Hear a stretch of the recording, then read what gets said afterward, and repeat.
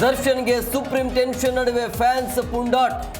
Devil ಬಗ್ಗೆ ಮಾತನಾಡಿದ್ದಕ್ಕೆ ಪ್ರಥಮ್ ಮೇಲೆ ಹಲ್ಲೆ ಯತ್ನ. ದರ್ಶನ್ಗೆ ಮುಳುವಾಗ್ತಾರ ಸೆಲೆಬ್ರಿಟಿ.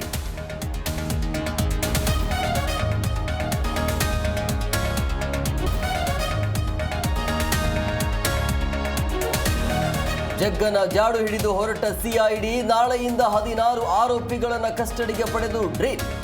ಜಗ್ಗನಿಗೆ ಲುಕ್ಔಟ್, ಬೈರತೆಗೆ ನೋಟಿಸ್ ಸಾಧ್ಯತೆ.